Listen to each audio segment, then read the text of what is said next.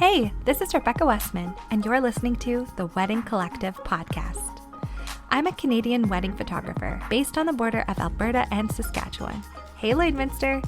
Welcome to your local go-to podcast for all things wedding planning. I'll be sitting down with real-life couples and local wedding vendors, connecting you to the best of the best in the Lloydminster area. Plus, I'll be sharing my own experiences as a wedding photographer, offering insights and advice on what I've learned while working with my couples.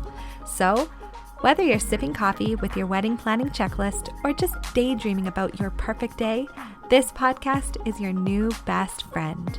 Stay tuned for inspiring conversations, valuable insights, and a whole lot of love. This is the Wedding Collective podcast. Let the wedding adventure begin.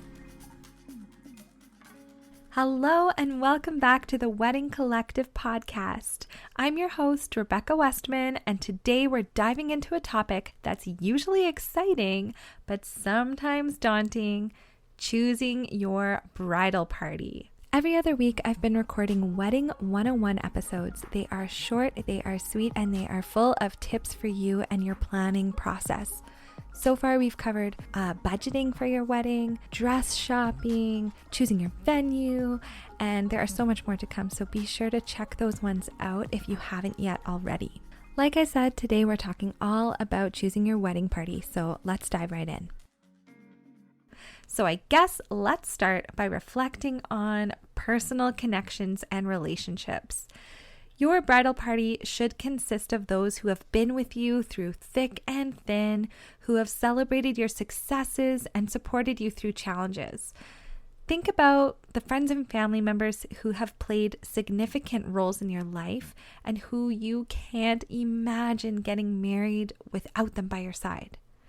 Years down the road, when you look back at your wedding day pictures, who do you want to see standing beside you?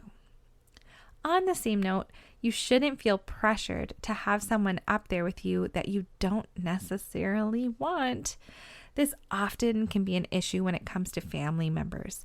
If you don't want a specific family member, like your sister, one of your sisters in your wedding party that most people are expecting you to have, remember, it's your day. You can always find other ways on your wedding day to include those people in a special way. Also, don't ask someone just because they asked you. You should take into account whether they are truly likely to be an important part of your family life in the future and how much you value your relationship with them. It might cause a little embarrassment, but it's better to ensure that your wedding party only includes people you feel you are closest to. Another thing is that you don't need to feel stuck by gender norms when choosing who will be in your wedding party. Get yourself a man of honor or some groomswomen. You don't have to split the party evenly down those gender lines. It can even make the wedding outfits a little more unique if a member of your entourage is wearing a dress that matches the groom's suit instead of another tuxedo or suit. Now, considering the size and dynamics of your bridal party is crucial. Some couples prefer a small, intimate group, while others opt for a larger entourage. Think about what feels right for you and your partner, taking into account factors such as your venue size, budget, and personal preferences. Remember, there's no right or wrong answer. Choose the size and composition that best suits your vision for your wedding day. Once you've chosen your bridal party, it's time to communicate expectations and responsibilities. Be clear and upfront about what you'll need from your bridal party leading up to the wedding and on the day itself. Whether it's attending dress fittings, helping with DIY projects, or simply providing emotional support, make sure everyone knows what's expected of them. Now, let's talk about selecting your maid or matron of honor and best man. These are the individuals who will take on additional responsibilities and play an extra special role in your wedding day. Choose people who you trust implicitly and who have shown unwavering support for you and your relationship. Whether it's your sister, your childhood best friend, or your college roommate, pick someone who knows you inside and out and who you can rely on no matter what. Obviously, the responsibilities involved will differ from wedding to wedding. Organizing the pre-wedding parties for the bride and groom might be the only duty you entrust them with.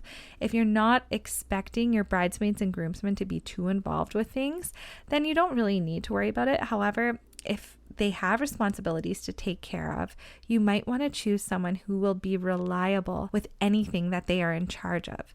Choose people you can trust with whatever level of responsibility the role entails. When it comes to choosing your bridesmaids and groomsmen, consider what criteria are most important to you. Are you looking for friends who will keep you calm and collected on the big day? Or maybe you want a group that knows how to keep the party going. Think about the personalities and strengths of your friends and family members and choose people who will complement each other and help create a positive and supportive atmosphere throughout the wedding planning process and especially on the day itself. Hey, are you looking for a wedding photographer? I would love to work with you.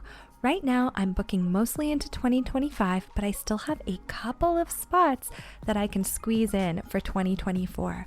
Head over to www.rebeccawestman.com/contact and leave me an inquiry. I'll get back to you as soon as I can. We'll set up a coffee date or a chat over phone or Skype, make sure we're a good fit, and then start the planning process. Of course, no bridal party comes without its challenges. Like if conflicts or concerns arise among your bridal party members, just address them with compassion and understanding. Whether it's a difference of opinion over bridesmaid dresses or tensions between family members, like open communication is key to resolving these conflicts and maintaining harmony within your bridal party. Now, let's talk about how to invite your bridal party members in a memorable way. Get creative. Oh, this can be so much fun. Like whether you opt for personalized gifts, handwritten notes, or a heartfelt face-to-face ask, make sure to let your bridal party know just how much they mean to you. This is a special moment that you'll cherish forever, so make it meaningful and memorable for everyone involved. It's also important to set budget expectations for your bridal party members. Being in a bridal party can come with financial responsibilities, from purchasing attire, getting their hair, makeup done, attending pre-wedding events. Just have an open and honest conversation with your bridal party about what you expect in terms of budget and be mindful of their financial circumstances.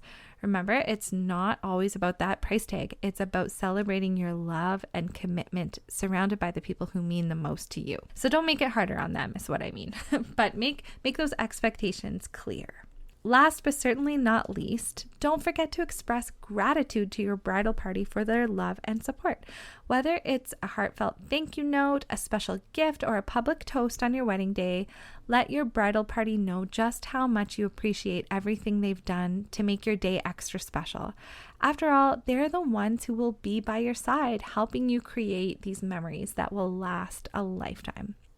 Now, before I wrap things up, I just wanted to share my personal experience with choosing my bridal party. When I look back at my bridal party from almost 14 years ago, yes, I wish I would have swapped out a couple of my bridesmaids for some other friends who I had spent way more time with and just shared so many more special memories with. But I can't go back. And at the end of the day, I chose who I chose because of the person I was at the time. And my photos reflect that. Also, my husband and I moved away from home only a couple of years after we got married. I have since made friends who I'm way closer with now that I would have absolutely chosen to be in my bridal party had I known them at that time. And you know what? That's just life. It's okay.